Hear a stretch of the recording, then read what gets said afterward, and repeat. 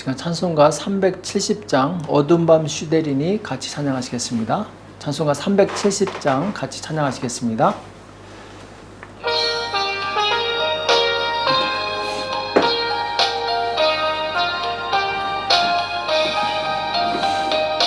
어두운 밤 쉬되리니 내 직분 지켜서 찬 이슬 맺힐 때에 즉시 일어나 해 돋는 아침부터 힘써서 일하라. 일할 수 없는 밤이 속히 오리라. 어두운 밤 쉬되리니 내 직분 지켜서 일할 때 일하면서 놀지 말아라. 낮에는 골몰하나 쉴 때도 오겠네. 일할 수 없는 밤이 속히 오리라. 어두운 밤 쉬되리니 내 직분 지켜서 진은에 빌긴 곁에 힘써 일하고 그 빛이 다하여서 어둡게 되어도 할 수만 있는 대로 힘써 일하라. 이 시간 다 같이 기도하시겠습니다. 살아계신 하나님 아버지, 이 새벽에 저희들을 불러주시고 하나님 앞에 나올 수 있도록 은혜 주심을 감사합니다. 하나님, 우리가 이 땅에 있는 동안에 주님 앞에 충성되이 일하여서 하나님께 영광 돌리게 도와주시옵시고 주님 앞에 섰을 때 부끄러움이 없이 많은 상급과 영광을 받는 우리가 될 수 있도록 역사하여 주시옵소서. 오늘 우리에게 주는 말씀 듣기 원합니다. 말씀하여 주시옵시고 깨닫는 은혜가 있도록 도와주시옵소서. 주께서 함께해 주시옵소서. 믿고 감사하며 예수님의 이름으로 간절히 기도합나이다. 아멘. 하나님의 말씀 역대하 34장 1절과 2절 말씀 보겠습니다. 역대하 34장 1절과 2절 말씀 같이 한 목소리를 합독하도록 하겠습니다. 같이 읽겠습니다. 시작.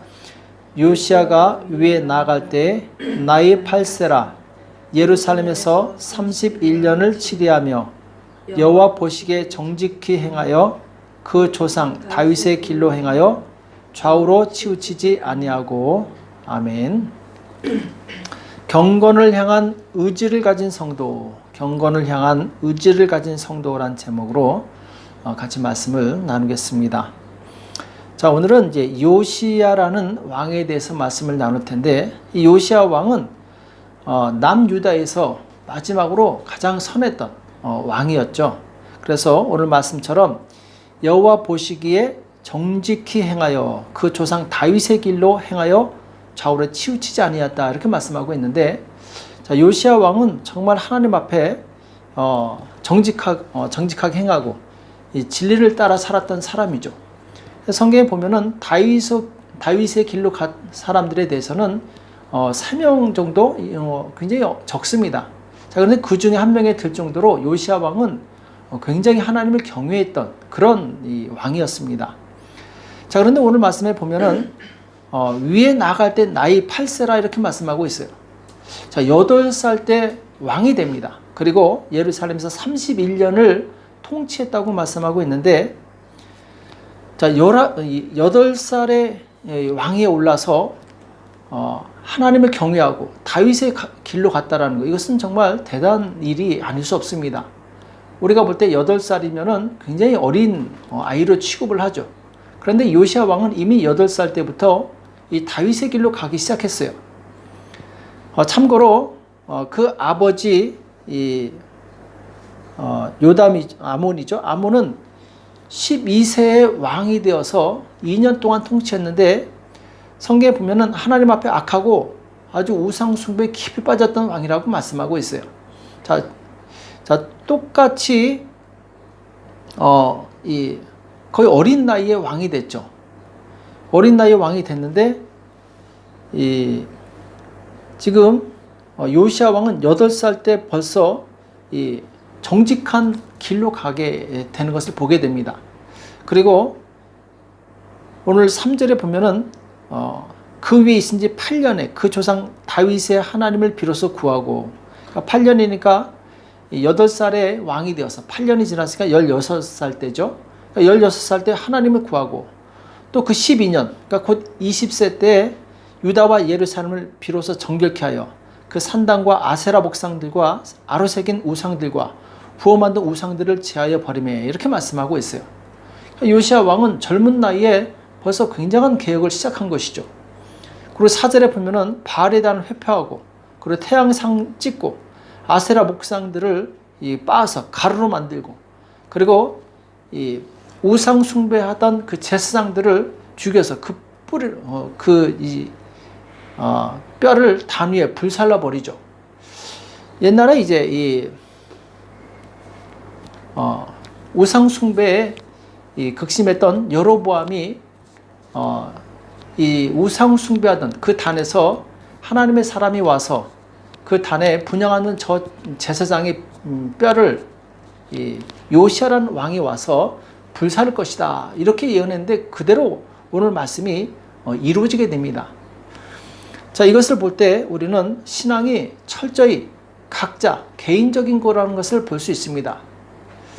자, 어떤 사람은 어린 나이에 왕이 됐어도 우상을 숭배하고, 어떤 왕은 어린 나이에 왕이 됐어도 하나님 앞에 정직히 행합니다. 그러니까 나이가 어리다고 믿음까지 어린 건 아니죠. 자기가 어떻게 마음을 먹느냐, 여기에 따라 달라지게 됩니다. 다윗도 보면은 그가 10대 이 소년 시절에 하나님의 이름을 믿고 나가서 3m가 넘는 이 적장 골리앗을 쓰러뜨리게 되죠. 믿음도 나이나 이 배경이나 학식이 중요한 것이 아닙니다. 자기 의지가 중요한 것이죠. 내가 얼마나 하나님을 의지하고 내 자신을 드리느냐, 이것이 중요한 것이죠. 하나님은 우리에게 의지를 가진, 자유의지를 가진 존재로 창조하셨습니다. 로봇처럼 프로그램에 의해서 움직이는 그런 존재가 아니라 바로 자기 스스로 생각하고 결단하고 결정해서 움직이는 그런 자유의지를 가진 사람으로 창조하셨다는 것이죠. 이제 중요한 것은 내게 주어진 이 자유의지로 얼마나 하나님을 향해 나아가느냐, 이것이 정말 중요한 것이죠. 에덴 동산에서도 하나님께서는 선악과를 먹지 말라고 말씀하셨는데, 자, 이 말씀에 순종을 하고 순종을 하지 않고, 이것은 전적인 아담의 의지에 달려 있었습니다. 자, 불행하게도 아담이 그 의지를 불순종하는 데 사용했기 때문에 에덴 동산에서 쫓겨나서 그 인류 후손이 지금까지 죄악 가운데, 고통 가운데 거하게 되었던 것이죠. 우리는 우리의 의지를 하나님의 말씀에 순종하는 데 사용하시기 바랍니다. 하나님을 기쁘시게 하는 데 사용하시기 바랍니다. 그럼 하나님이 주시는 축복과 은혜를 누릴 수 있어요. 그러나 불순종하는 데 사용하게 되면 저주와 고난을 당하게 되어 있습니다. 우리가 의지를 사용해서 얻어야 될 가장 중요한 것은 무엇이냐?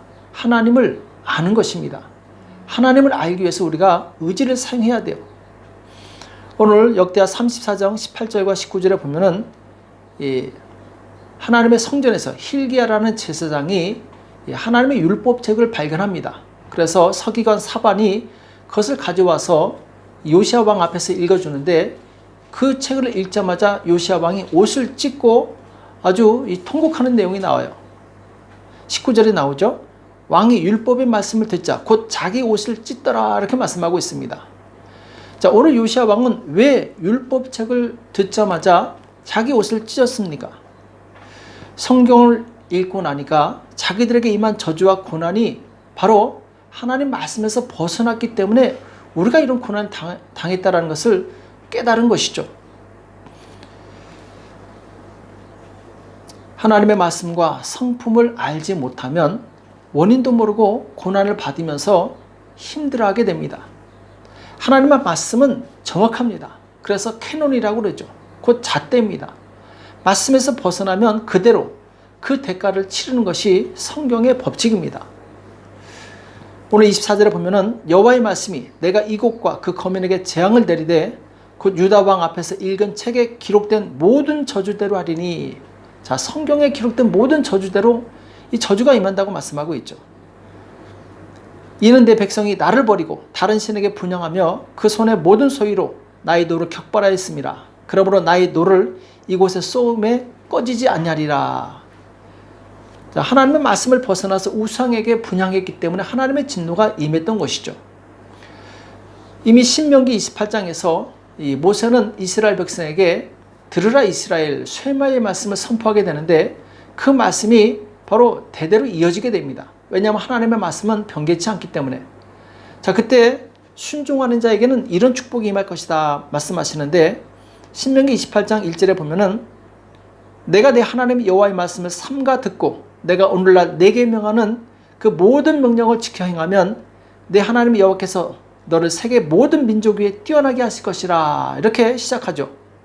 그러면서 하나님의 말씀에 순종하면 성읍에서도 복을 받고 들에서도 복을 받고 내 몸의 소생과 토지의 소산과 짐승의 새끼와 우양의 새끼가 복을 받고 광주리와 떡반죽 그릇이 복을 받고 들어와도 복을 받고 나가도 복을 받고 대적을 치고. 놀라운 은혜의 말씀이 나옵니다. 순종했을 때 하나님께서 이 모든 것을 우리에게 허락하신다는 거죠. 자, 반대로 불순종했을 때 신명기 28장 15절 이하에 보면은 이 모든 저주가 임할 것이다 하면서 그 저주가 뭐냐면은 이 성읍에서도 저주를 받고 들에서도 저주를 받고, 그러니까 들어가나 나가나 다 저주를 받는다는 것이죠.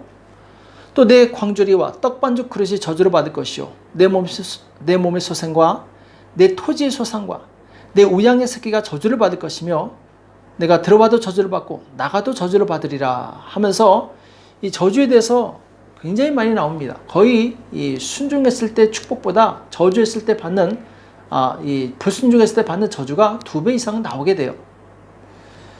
그래서 우리는 내 의지를 사용해서 하나님의 말씀을 읽어야 됩니다. 왜냐하면 하나님의 말씀을 읽어야지 하나님의 뜻을 알 수 있어요. 우리가 설교를 듣는 것은 바로 성경을 읽기 위해서 듣는 것입니다. 설교를 들었다고 끝나는 것이 아니라 설교는 하나님의 말씀을 인도하는 인도자에 불과한 것이에요.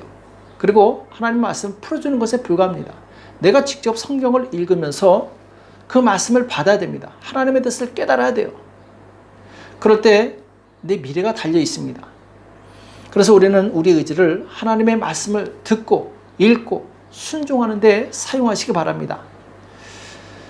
왜냐하면 우리 육체는 저절로 이 성경을 읽고 싶어지는 그런 육체가 아닙니다. 저절로 순종되어지는 육체가 아니라는 거죠. 내가 성경을 보려고 해야 되고 예배를 드리려고 해야 되고 또 순종하려고 해야지 이 순종이 되어집니다. 왜 그러냐면 우리 육체는 하나님의 뜻보다는 육신의 정욕과 안목의 정욕과 이생의 자랑을 더 좋아합니다. 그래서 성경 보는 것을 따분해하고 순종하는 것을 이 거부감이 나요. 왜? 육체는 죄를 좋아하기 때문에. 그래서 사도 바울도 로마서 7장 22절에 보면은 내 속사람으로는 하나님의 법을 즐거워하되 곧 내 영혼은 하나님의 법을 즐거워하지만 내 지체 속에서 다른 법이 내 마음의 법과 싸워 내 지체 속에 있는 죄의 법 아래로 나를 사로잡아 오는 것을 보는도다. 이렇게 말씀하고 있어요. 죄의 법 아래로 자꾸 육체는 우리를 끌어당긴다라는 거예요. 또 로마서 8장 6절 이하에도 보면은 육신의 생각은 사망이요 영의 생각은 생명과 평안이니라. 육신의 생각은 하나님과 원수가 되나니 이는 하나님의 법에 굴복지 아니할 뿐 아니라 할 수도 없습니다. 육신에 있는 자들은 하나님을 기쁘시게 할 수 없느니라. 이렇게 말씀하고 있어요. 그러니까 우리 육체는 끊임없이 내가 좋아하는 것, 나를 만족시키는 것을 추구하고 그것을 찾아갑니다. 그러나 우리 영혼은 하나님의 말씀을 찾아가요. 순종하는 것을 기뻐합니다. 그래서 우리 영혼이 기뻐하는 것을 하기 위해서 내 의지를 사용해야 되는 것입니다. 사도 바울도 고린도전서 9장 27절에서 내가 내 몸을 쳐 복종하게 하면 내 몸을 쳐 복종하게 한다 이렇게 말씀하고 있어요. 왜냐하면 자기도 좀 쉬고 싶거든요. 자기도 좀 놀고 싶거든요. 자기도 좀 이 세상의 즐거움을 맛보고 싶거든요. 그러나 사도 바울은 육신의 소욕을 쳐서 이기고 바로 하나님의 법을 추구했던 것이죠. 의지를 사용한 거예요. 그래서 신앙생활은 이 훈련이 필요합니다. 내 몸을 쳐서 복종시키는 훈련을 통해서 우리의 고집스러운 죄악에 가득한 육체가 영적인 사람으로 변화되는 거예요. 거기에는 큰 유익이 있습니다. 우리가 영적인 사람으로 변화되었을 때 하나님이 주신 놀라운 은혜가 있어요. 이것을 바라보고 우리는 훈련을 견디고 참는 것이죠. 사법고시 준비하는 사람이 공부하기 싫다고 안 하면 그 사람은 합격하지 못할 것입니다. 떨어지면은 그 인생이 피지 못하죠. 그러나 하기 싫어도 힘들어도 억지로 공부했을 때 그 앞날이 밝은 것이죠. 명예를 얻고 그리고 세상에서 뭔가 할 수 있는 힘을 얻게 되는 것이죠. 마찬가지입니다. 우리가 하나님의 일도 내가 비록 힘들더라도 억지로라도 우리의 의지를 사용해서 하나님께 나아가시기 바랍니다.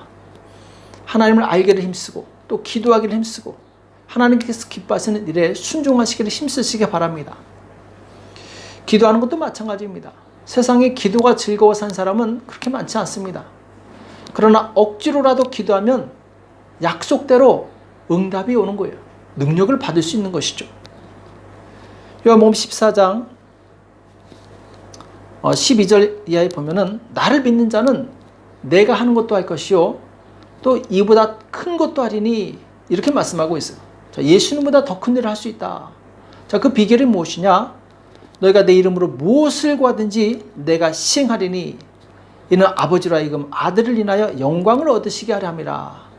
내 이름으로 무엇이든지 내게 구하면 내가 시행하리라. 예수님께서 약속하셨어요. 이 약속의 말씀을 믿고 우리가 힘들더라도 간절히 기도하면 바로 하나님의 능력이 우리에게 임하게 되어 있습니다. 때로는 기도하는 것이 지루한 것 같고 힘든 것 같지만 약속의 말씀을 믿고 계속 기도하시기 바랍니다. 기도하면 하나님이 일하세요. 기도하면 능력을 받습니다. 기도하면 묶였던 것들이 풀어지고 기도하면 질병이 낫게 되고 기도하면 귀신이 떠나가고 기도하면 우리 인생이 형통하게 되는 거예요. 내 의지를 사용해서 기도하시기 바랍니다. 어떤 사람은 평생 죄 짓는데 의지를 사용하는 사람이 있어요. 그러나 우리는 평생 하나님의 비전을 이루는 일에 내 의지를 사용하시기 바랍니다. 내 의지를 경건한 믿음을 만들어 하나님의 비전을 이루는데 사용하는 축복된 성도가 되시기를 예수님의 이름으로 축복합니다. 기도하겠습니다. 살아계신 하나님 아버지, 오늘 우리에게 말씀해 주심을 감사합니다. 하나님께서 우리에게 주신 이 자유의지를 하나님의 영광을 위해서 쓸 수 있도록 도와주시옵소서. 하나님을 더 알기에 힘쓰게 도와주시옵시고 기도하기에 힘쓰게 도와주시옵시고 하나님의 뜻을 이루는데 우리의 의지를 적극적으로 사용할 수 있도록 주님 도와주시옵소서. 그라여 순종하는 자에게 주시는 하나님의 놀라운 축복과 은혜를 받아 누릴 수 있도록 역사하여 주시옵소서. 감사하며 예수님의 이름으로 간절히 기도합나이다. 아멘. 오늘 말씀 기억하시면서 하나님, 내가 내 의지를 가지고 하나님께 온전히 쓰임받을 수 있도록 하나님의 비전을 이루는 일에 쓰임받을 수 있도록 나를 붙들어 달라고 기도하시고 나라와 민족과 교회와 가정을 위해서 자녀를 위해서 이 시간 합심해서 간절히 기도하겠습니다. 기도하겠습니다.